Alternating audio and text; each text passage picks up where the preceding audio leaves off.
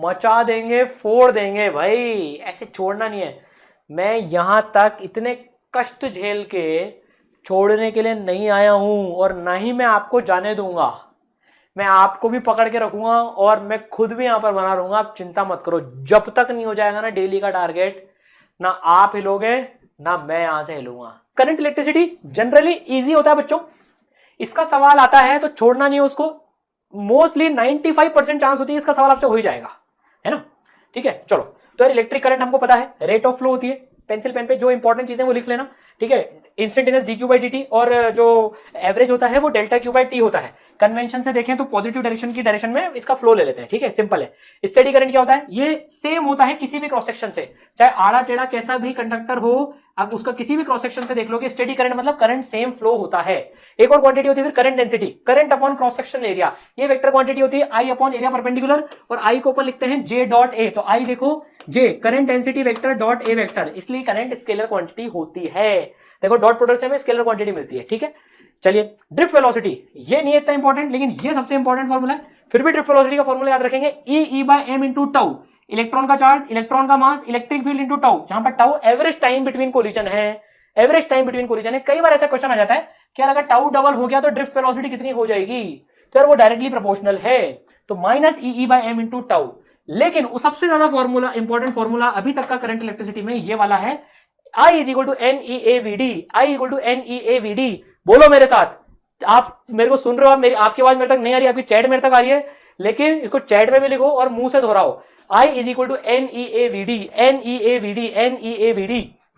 We D जहां पर drift velocity है, ए क्रॉस सेक्शन एरिया है, ई जो चार्ज कैरियर है उसका चार्ज है, और एन उसका नंबर है, ठीक है। तो N E A V D, N E A V D, ठीक है।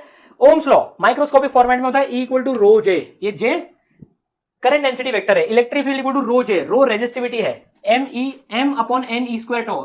ये याद करने की वैसे होती है, बहुत रेयरली आते हैं, कंप्लीटनेस के लिए लिख दिया, ठीक है ना। आ जाए तो बोलना मत सर आपने कहा था, याद करने की जरूरत नहीं है, देख लो एक बार, याद रह जाए तो बहुत अच्छी बात, बहुत रेयर है, लेकिन ये याद रखना, E equal to rho J, E equal to rho J, ये ओम्स लॉ माइक्रोस्कोपिक फॉर्मेट में होता है। माइक्रोस्कोपिक फॉर्मेट में आपका मनपसंद V equal to I R, V equal to I R, ठीक है। ये भी काम की चीज है, इससे क्वेश्चन आते हैं, ये ध्यान रखना। टेम्परेचर कोफिशिएंट ऑफ रेजिस्टिविटी, जो रेजिस्टिविटी है टेम्परेचर के साथ में बदलती है, टेम्परेचर के साथ में बदलती है। तो देखो rho at temperature T is equal to rho not 1 plus alpha delta T. जैसे थर्मल एक्सपेंशन में फॉर्मूला होता है ना, वैसे ही फॉर्मूला है। तो टेम्परेचर टी के साथ में रेजिस्टिविटी ऐसे चेंज होती है, इससे डायरेक्ट क्वेश्चन आते हैं, और लगभग हर 5-6 साल में एक बार क्वेश्चन आ ही जाता है, इसको याद रखेंगे। सेम फॉर्मूला रेजिस्टेंस के लिए भी होता है, सेम फॉर्मूला रेजिस्टेंस के लिए भी होता है, R at temperature T is equal to R at R naught, किसी एक टेम्परेचर पे 1 प्लस अल्फा डेल्टा टी। दोनों अल्फा अलग अलग होते हैं, ये टेम्परेचर कोफिशिएंट ऑफ रेजिस्टिविटी होता है और ये टेम्परेचर कोफिशिएंट ऑफ रेजिस्टेंस होता है, पर दोनों में फॉर्मूला सेम ही लगता है। ये फॉर्मूला सब लोग याद रखेंगे, ठीक है। शताब्दी रनिंग रनिंग रनिंग, ठीक है। बुलेट ट्रेन, सॉरी शताब्दी तो 3 हो गया, बुलेट ट्रेन को conductivity is equal to 1 upon resistivity. कई बार कंडक्टिविटी से कोई पूछते नहीं, लेकिन रेजिस्टिविटी के बदले कंडक्टिविटी दे देते हैं, तो 1 अपॉन कर लेना, रेजिस्टिविटी आ जाएगी, ठीक है। लंबी सांस लेते हैं, ये याद हुआ, इस पर टाइम स्पेंड करवा रहा हूं। 1 प्लस अल्फा डेल्टा टी, ये भूलना मत यार।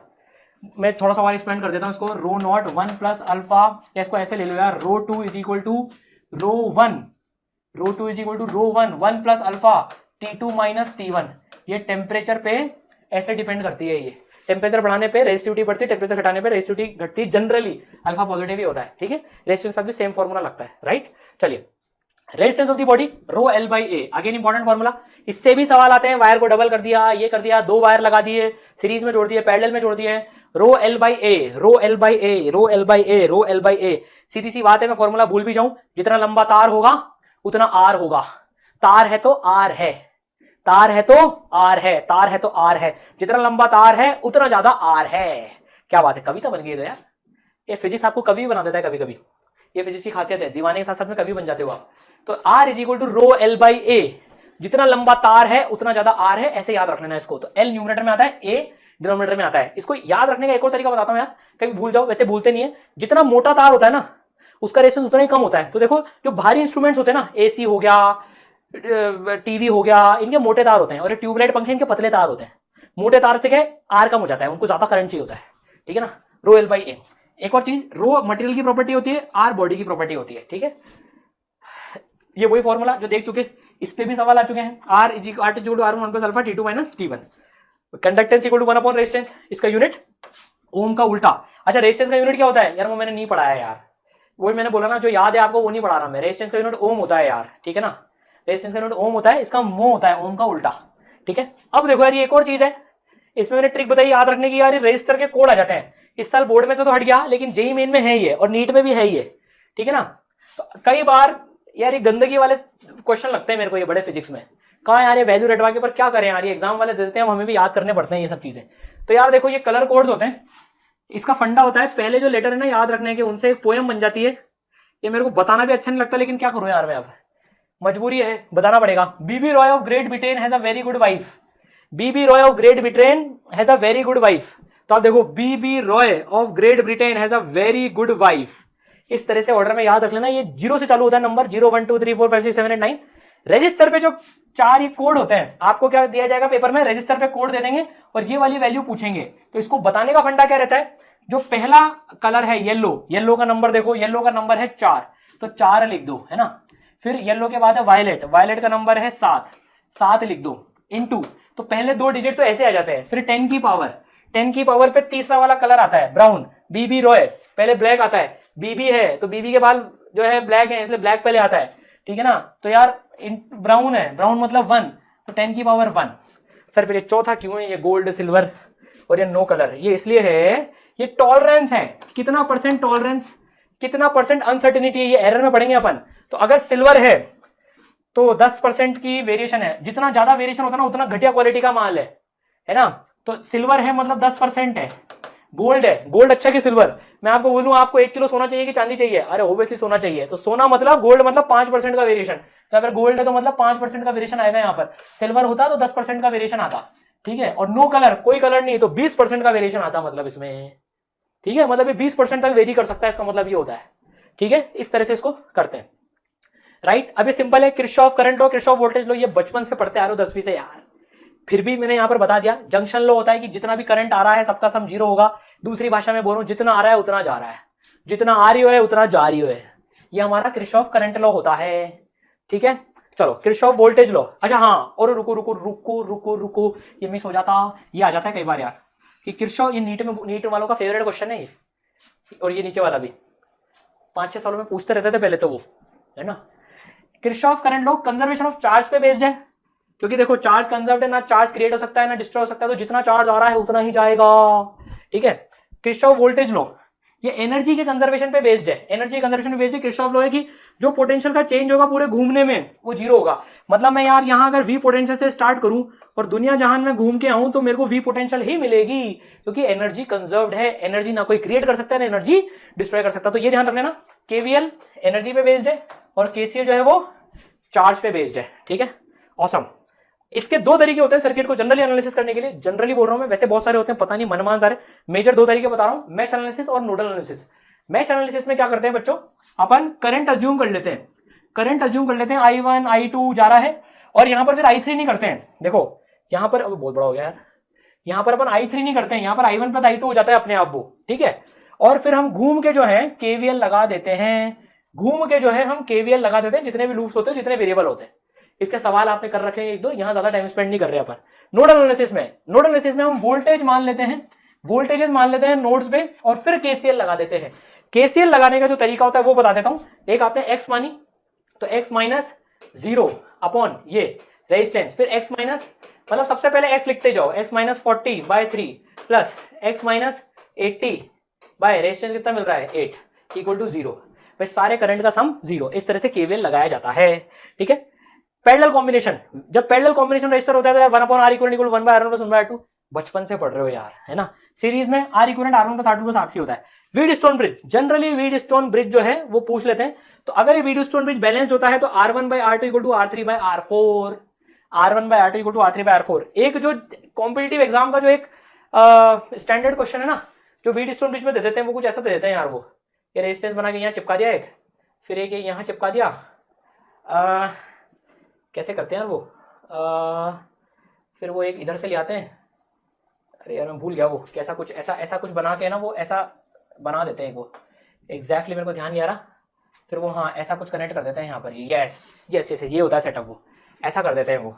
अब इसको देख के लगता नहीं क्या बन रहा है यहाँ पर, लेकिन इसको आप अगर अरेंज करोगे ना तो ऐसा बन जाएगा। तो ऐसा कुछ डायग्राम मिल जाए, समझ जाना VD स्टोन पीछे। तो 5 रजिस्टर कहीं पर भी मिल जाए ना आपको, 5 रजिस्टर, तो एक बार दिमाग के एंटीने पे VD स्टोन ब्रिज को जरूर लिया ना। जब भी VD स्टोन बैलेंस होता है तो ये R से करंट नहीं जाता है, ये R बेकार हो जाता है, ठीक है, सिंपल है। इंटरनल रेजिस्टेंस और टर्मिनल वोल्टेज, अब देखो जब रियल बैटरी होती है, रियल बैटरी में अंदर इंटरनल रेजिस्टेंस होता है R।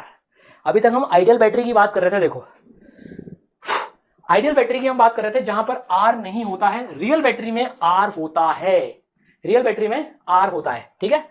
पानी करंट के बाद ही पिएंगे, ठीक है। रियल बैटरी में R होता है, तो यार अंदर जो हमें वोल्टेज थोड़ा सा कम मिलता है, E से कम मिलेगा ना, क्योंकि जो करंट जा रहा है उस वो R भी थोड़ा सा खा जाएगा। तो इसमें ऐसे इक्वेशन लिखते हैं। तो जनरली जो टर्मिनल वोल्टेज होती है वो E माइनस IR मिलती है। ये इनडायरेक्टली ये क्वेश्चन, सॉरी स्मॉल R आएगा, मैं क्या कर रहा हूँ यार, छोटा R खा गया मैं, very bad Gupta ji, very bad.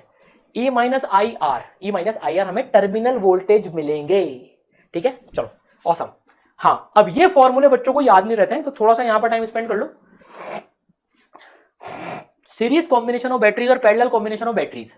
तो यार देखो जब बैटरीज ऐसे, देखो अभी 3 बैटरीज सीरीज में लगी हुई है, सीरीज मतलब करंट सेम, पैरेलल मतलब potential difference, terminal voltage same. तो जब सीरीज कॉम्बिनेशन होता है तो R इक्विवेलेंट तो R1 plus R2 plus R3 होगा ही सही, और इधर 1/R equivalent equal to 1/R1 plus 1/R2 plus 1/R3 होगा ही सही, ठीक है। बैटरीज में, बैटरी के E में जो उनका EMF होता है ना, उसमें क्या होता है, सीरीज में ये चीज ऐड हो जाती है, E1 plus E2 plus E3। देखो ये सेम पोलैरिटी से जुड़े हुए हैं, मतलब ध्यान से समझना, एक के पॉजिटिव के साथ दूसरे का नेगेटिव, फिर एक के पॉजिटिव से दूसरे का नेगेटिव, ऐसे जुड़े हुए, इसलिए मैंने प्लस करा है। अगर ये उल्टी जुड़ी होती ना, यहाँ पर देखो ये उल्टी जुड़ी होती, ध्यान से समझना, कई बार ऐसे धोखा दे देते हैं सर्किट्स में, तो यहाँ पर माइनस हो जाता। अगर ये ऐसे उल्टी जुड़ी होती ना तो यहाँ पर माइनस हो जाता। सर यहाँ पर भी माइनस होता क्या? नहीं, यहाँ पर माइनस नहीं होता, यहाँ पर तो प्लस ही रहता। यार रेजिस्टेंस तो ऐड करेंगे सही ना, हमेशा रेजिस्टेंस तो ऐड करेंगे इसे, बेचारे करंट को तो तीनों जगह से अपनी एनर्जी लूज करते करते जाना पड़ रहा है। इसका टर्मिनल उल्टा लगाए तो क्या है, करंट बोलेगा ना यार ये R3 भी तो मेरा पोटेंशियल खा रहा है, तो रेजिस्टेंस जो है वो ऐड होते हैं हमेशा, ठीक है। यहां पर देखो E equivalent by R equivalent equal to E1 by R1 plus E2 by R2, ये फॉर्मूला होता है, तो ये आ जाता है कई बार, ठीक है। E equivalent by R equivalent equal to E1 by R1 plus E2 by R3 plus E3 by R3, ऐसे करके ये चलता है, और 1 by equivalent equal to parallel वाले फॉर्मूले से, राइट। चलिए पावर डिलीवर्ड एनी डिवाइस के through formula P equal to V into I, समझ में आई? बिल्कुल आई।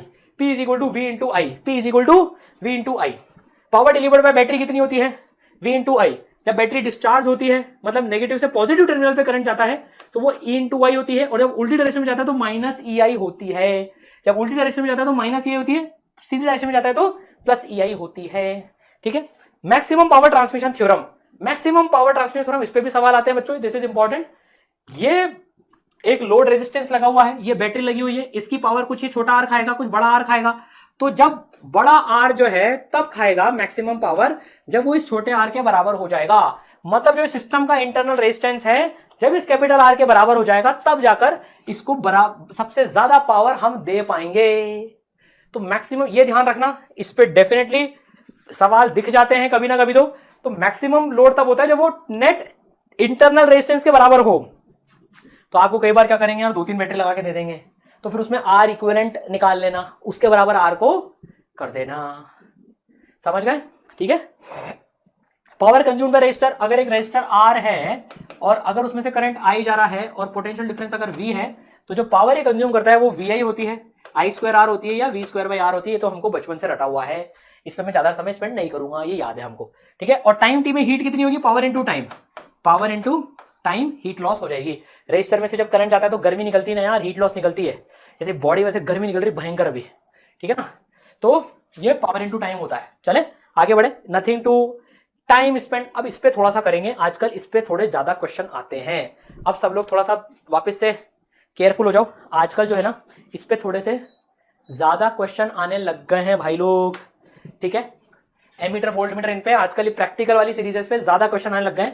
तो एमीटर, ये रियल एमीटर की बात कर रहे हैं अभी अपन, रियल आइडिया दोनों की कर लेंगे। चलो तो एमीटर क्या होता है, अब हम डिवाइसेस पे आ गए, देखो डिवाइसेस पे आ गए। तो एमीटर क्या होता है यार, वो इंस्ट्रूमेंट जिससे करंट मेजर करते हैं, और एमीटर को हम सीरीज में लगाते हैं जहां पर करंट नापना है। अगर मुझे इस R में करंट नापना है तो मैं इसके साथ सीरीज में लगा दूंगा, ठीक है। आइडियल एमीटर का 0 रेजिस्टेंस होता है, दिस इज वेरी इंपॉर्टेंट। और रियल एमीटर में हम चाहेंगे कि कम से कम रेजिस्टेंस हो। ये दोनों पॉइंट्स बहुत इंपॉर्टेंट है। आइडियल एमीटर वो होता है जिसका जीरो रेजिस्टेंस होता है। यार हम मेजरिंग डिवाइस, हम मेजर करना चाह रहे हैं, हम मेजर करना चाह रहे हैं चीज को, है ना। अभी सर्किट में हम ये चीज मेजर करना चाह रहे हैं। अभी ऐसी चीज थोड़ी लगाएंगे कि यार जो सर्किट की हालत ही बिगाड़ दे। मान लो यार ये है ना, ये सपोज करो ये है 5 ओम का, है ना, 50 के 5 ओम का, और ये 10 वोल्ट की बैटरी है। तो करंट जो है ना 2 वोल्ट का आना चाहिए। करंट जो है 2 वोल्ट का करंट आना चाहिए। 2 वोल्ट कह रहे क्या हो रहा है, ये 2 एम्पियर का करंट आना चाहिए, 2 एम्पियर का। अब मैंने साहब एमीटर लगा दिया, साला यही निकला 5 ओम का, मान लो बाय चांस। तो सर्किट में इसने 1 एम्पियर का करंट कर दिया।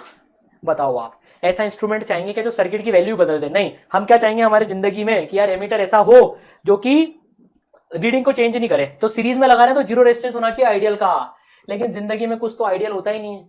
हम सोचे हम 18 घंटे पढ़े रोज, हम सोचे हमारे जेई मेंस में 300 में से 300 आए। आइडियल तो ये चाहते हैं हम यार नीट में 720 में 720 आए, जेड एडवांस में पूरे से पूरे नहीं आए तो एयर 1 तो आ ही जाए। This is the ideal condition we want. लेकिन रियल कंडीशन में हम क्या चाहते हैं? रियल कंडीशन में चाहते हैं कि हम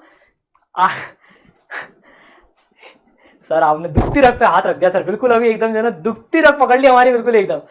आइडियल कंडीशन तो यही है हमारे लिए यार।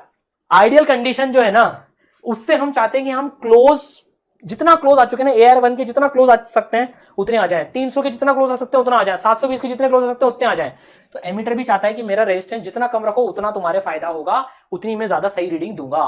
तो real ammeter is has as low resistance as possible. तो कई बार क्वेश्चन में क्या दे देते हैं कि यार अब एमीटर मान लो 3 ओम वाला लगा दिया, 3 ओम वाला एमीटर जो है हमने, या हाँ 3 ओम वाला लगा लो, ठीक है कोई दिक्कत नहीं है, 3 ओम वाला एमीटर लगा दिया तो करंट की वैल्यू थोड़ी सी चेंज हो जाएगी। कई बार ऐसे पूछते हैं यार इसके चक्कर में करंट में डिफरेंस कितना आया, तो जब ये नहीं था तो करंट 2 एम्पियर का था, ये आ गया तो करंट 10/8 का हो गया, 1.25 का हो गया, तो डिफरेंस 0.75 का आ गया। ऐसा सवाल भी बन जाता है, समझ गए ना? ठीक है, चलो इसी तरह से वोल्ट मीटर कैसे लगाते हैं? पैरेलल में लगाते हैं, और ये पोटेंशियल डिफरेंस नापने में आता है, काम में आता है नापने में, ठीक है ना। पोटेंशियल डिफरेंस मेजर करता है ये, जिधर भी पोटेंशियल डिफरेंस मेजर करना होता है इसको उसके पैरेलल में चिपका देते हैं, ठीक है। आइडियल वोल्ट मीटर का इनफाइनाइट रेजिस्टेंस होता है, but there is nothing called as infinite resistance. तो आइडियल वोल्ट मीटर, तो सॉरी रियल वोल्ट मीटर क्या चाहेगा कि मेरा रेजिस्टेंस जितना ज्यादा हो उतना बढ़िया। तो real volt meter should have very large resistance, ठीक है, याद रहेगा सर? बिल्कुल रहेगा। फिर एक महाशय हमारे पास आते हैं गैल्वेनोमीटर। ये यार एमीटर जैसा काम करता ही है, पर ये छोटू करंट मेजर करता है। ये बहुत सेंसिटिव आदमी होता है, बहुत सेंसिटिव। हमारे होते हैं ना कोई दोस्त होते हैं, हल्का सा कुछ बोल दिया अबे तू पागल है, जिसमें वो बुरा मान जाता है। और कई ऐसे ढीठ होते हैं, उनको गालियां दे दो, कुछ भी कर लो, कितना भला बुरा कह दो, उनको कोई फर्क ही नहीं पड़ता।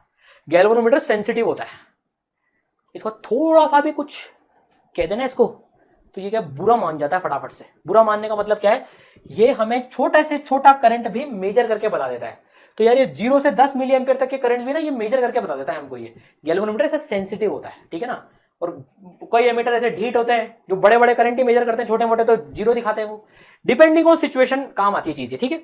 लेकिन गैल्वेनोमीटर का मेन काम आजकल इस प्रोफाइल पे ज्यादा सवाल आ रहे हैं, जेई वाले, नीट वाले आजकल थोड़ा सा जो फोकस है प्रैक्टिकल इंस्ट्रूमेंट्स पे कर रहे हैं ना, तो इन पे ज्यादा सवाल आ रहे हैं। इसलिए हम इस स्लाइड पे टाइम स्पेंड करेंगे थोड़ा सा।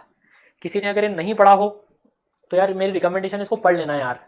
ये मैंने रिवीजन लेक्चर भी बनाया हुआ है, यूट्यूब पे पढ़ा है वो, और जो ऐप इंस्टॉल कर रखे हैं उनके ऐप में रिवीजन कोर्स में है। ये वाला पर्टिकुलर लेक्चर तो देख लेना अगर आपने नहीं देखा हो तो। इसके आने की प्रोबेबिलिटी ज्यादा है आजकल। प्रोबेबिलिटी बोल रहा हूं मैं, ऐसा नहीं बोल रहा हूं, ये फोकटबाजी नहीं करते अपन कि ये क्वेश्चन तो जरूर आएगा, ये 5 क्वेश्चन तो जरूर आने वाले हैं, ये सब अपन ड्रामा नहीं करते हैं। ये बकवास होता है। ये जरूर आएगा, वो आएगा, कोई पेपर लीक करा देगा किसी ने जो ऐसे बोलते हैं ये तो जरूर आएगा। तो फिजिक्स में क्या अपन ऐसा वो नहीं करते। लेकिन सीइंग द पैटर्न, अभी 2017 में आया था, फिर 2020 में भी इस पे क्वेश्चन आया है, जेई मेन में, नीट में भी इस पे क्वेश्चन आए हैं, पीवाईक्यूज में देखना आप, उसमें तो आपको मिलेंगे इस पे क्वेश्चन। तो ये क्या है, इंपॉर्टेंट चीज हो गई। तो थोड़ा सा इस पे आप टाइम स्पेंड करो, देखो इसको, निहारो थोड़ा सा क्या लिख रहा है, हेडिंग क्या लिख रही है।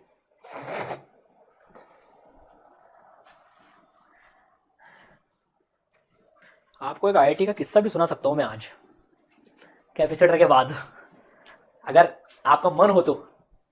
जब तक निहारो इसको। उस दिन जैसे एक किस्सा सुना था बर्थडे वाले दिन, एक जबरदस्त किस्सा मेरे को ना बहुत जबरदस्त किस्सा है उसका।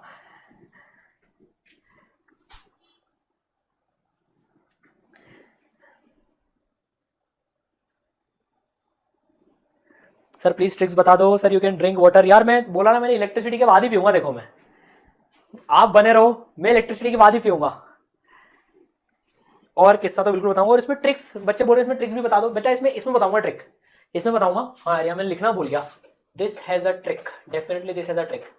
करंट इलेक्ट्रिसिटी में क्या है, बहुत ज्यादा ट्रिक्स नहीं होती, कैपेसिटर में आएंगे फिर।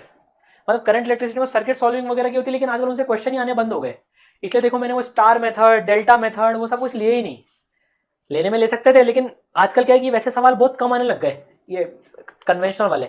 आजकल जेई नीट वाले ये चेक करते हैं प्रैक्टिकल नॉलेज कितनी है थोड़ी इसमें, है ना। चलो ठीक है, ऑसम।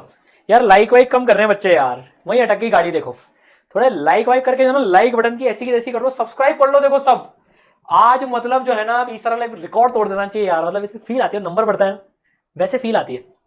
ठीक है चलो, अब थोड़ा सा सीरियस होके पढ़ते हैं पूरा आगे तक। अब पूरा बस अब इलेक्ट्रिसिटी के, करंट इलेक्ट्रिसिटी खत्म होने के बाद ही ब्रेक लेंगे, गाड़ी रुकेगी नहीं जब तक। ठीक है, conversion of galvanometer into ammeter.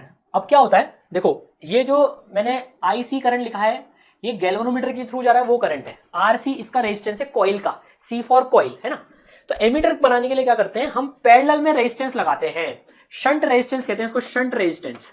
RS, S for shunt, shunt का भाई शंट, ठीक है ना। चंटगिरी कर दी ना हमने, गैल्वेनोमीटर को एमीटर में कन्वर्ट कर दिया, ठीक है ना। तो हम क्या करते हैं, हम चाहते हैं कि यार 10 मिली एम्पियर नापने वाला मेरा एमीटर, गैल्वेनोमीटर 10 एम्पियर नापने लग जाए भाई साहब, है ना, या 1 एम्पियर नापने लग जाए वो। तो हम क्या करते हैं, 1 एम्पियर का एमीटर बनाना है तो 1 एम्पियर करंट भेजेंगे। 1 एम्पियर में से 10 मिली एम्पियर इधर भेज देंगे, और बाकी 990 मिली एम्पियर नीचे शंट में से भेज देंगे। सिंपल सा फंडा होता है, समझ आया। वापस समझाता हूं, 1 एम्पियर का एमीटर बनाना है मुझे, लेकिन ये गैल्वेनोमीटर तो 10 मिली एम्पियर ही झेल सकता है सिर्फ।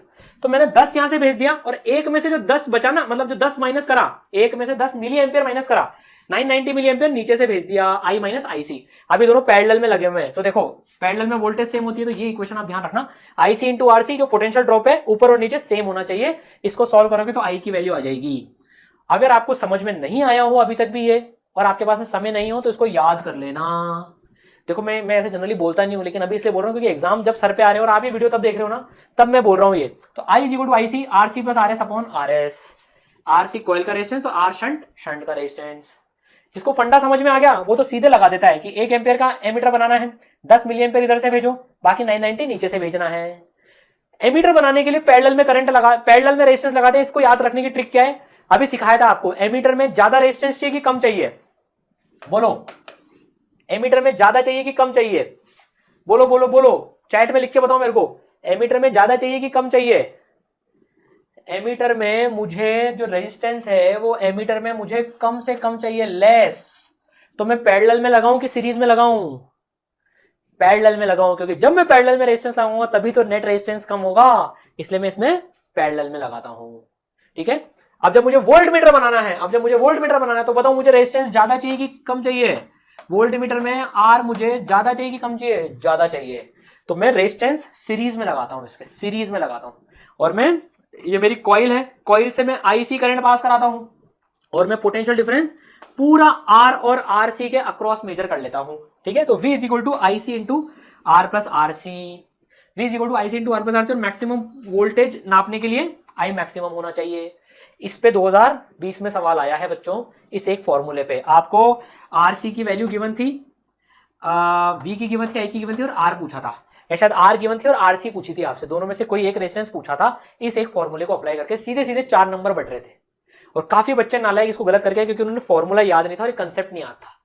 2 मिनट लगे कंसेप्ट समझने में, 2 मिनट में आपके 4 नंबर पक्के हो गए अगर ये सवाल आ गया तो। यह फायदा है फास्ट रिवीजन करने का। ठीक है, बढ़े आगे, समझ में आ गया, राइट। सब्सक्राइब करते चलना जिन्होंने नहीं करा है, ताकि नोटिफिकेशन कोई मिस नहीं हो। Again one of the most important, meter bridge. देखो मैंने शुरू में इसलिए गाड़ी भगाई है कि बाद में इन इंस्ट्रूमेंट्स में हम टाइम ज्यादा स्पेंड कर सकें। ठीक है, मीटर ब्रिज तो यार ये अननोन रेजिस्टेंस निकालने में काम आता है। अननोन रेजिस्टेंस यहाँ पर एक्स है, व्हीटस्टोन ब्रिज के फॉर्मूले पे बेस्ड होता है। देखो ये, तो इसका फंडा क्या होता है, ये एक 100 सेंटीमीटर का तार होता है, 1 मीटर का तार होता है, इसलिए इसको मीटर ब्रिज बोलते हैं। तो ये यहाँ पर गैल्वेनोमीटर से नल पॉइंट आ जाता है ना। तो नल पॉइंट आ गया तो देखो व्हीटस्टोन ब्रिज बन गया। ये 1 2 3 4 5 रेजिस्टेंस हो गए। बैलेंस हो गया, इसमें से करंट नहीं जाएगा। तो रेशियो, अगर इसका रेजिस्टेंस R1 है, इसका रेजिस्टेंस R2 है, तो देखो क्या होएगा, X by R1 is equal to R by R2। ठीक है, तो X की वैल्यू कितनी हो जाएगी, R1 by R2 into R, derivation भी बता दिया हाथों हाथ, है ना। और R1 बाई R2 का रेशियो होगा L1 बाई L2 के रेशियो के बराबर। R1 by R2 is L1 by L2 के बराबर, समझ गए। तो देखो X is equal to L1 by L2 into R, ये कैपिटल X है ये, ठीक है ना। तो capital X equal to L1 by L2 into R, तो ठीक है, और L2 की वैल्यू 100 माइनस L1 है, सिंपल है। तो इन दोनों का रेशियो इन दोनों लेंथ के रेशियो के बराबर होगा, राइट, समझ में आया। चलिए पोटेंशियोमीटर, भाई साहब दूसरा इंस्ट्रूमेंट, इस पे से भी सवाल आते हैं, ये जनरली बच्चों को टफ पड़ता है, लेकिन इसका लेक्चर देख लो कि पूरा तो ये समझ में आएगा। अभी मैं फॉर्मूला बताता हूँ, देखो ईमानदारी की बात है, फॉर्मूला बता रहा हूँ अभी मैं इसका, because this is super fast revision, ठीक है। पोटेंशियल ग्रेडियंट होता है, देखो ये कैसे इंस्ट्रूमेंट होता है, यहाँ पर प्राइमरी बैटरी लगी हुई है, यहाँ पर ये रियोस्टेट लगा हुआ है।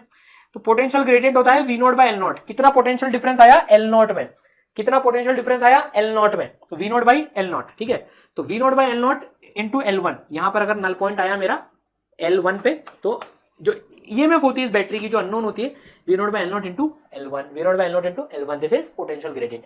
दूसरा एप्लीकेशन होता है, दो बैटरी लगा दी, दोनों का रेशियो पता करना है। तो एक बार एक की खोली तो L1 आया, एक की बंद करी तो L1 आया, फिर दूसरी की बंद करी, पहली की खोली तो L2 आया। तो E1 by E2 is equal to L1 by L2। याद करते जाओ अभी, जिसको समझ में नहीं आया और जिसको समझ रहा है, या तो वो पूरा रिवीजन लेक्चर देख लो, वो भी प्लेलिस्ट की डिस्क्रिप्शन में लिंक गिवन है, वहां से करंट इलेक्ट्रिसिटी में देख लेना इसका पूरा का पूरा रिवीजन वीडियो, 30-35 मिनट का है। Meter bridge, post office box और पोटेंशियोमीटर तीनों समझ में आ जाएंगे, ठीक है। फिर एक होता है यार टीडीएस है, इसका डेरिवेशन बड़ा होता है, फॉर्मूला ध्यान रख लो। इंटरनल रेजिस्टेंस निकालना होता है, तो हम क्या करते हैं, ये एक एक्सटर्नल रेजिस्टेंस लगाते हैं, एक की लगाते हैं, एक बार की ओपन रखते हैं, एक बार की क्लोज रखते हैं, और ये फॉर्मूला आता है। इसमें से ज्यादा हम कुछ कर भी नहीं सकते, देखो ईमानदारी की बात है, बिना समझे ये सिर्फ याद ही करना पड़ेगा।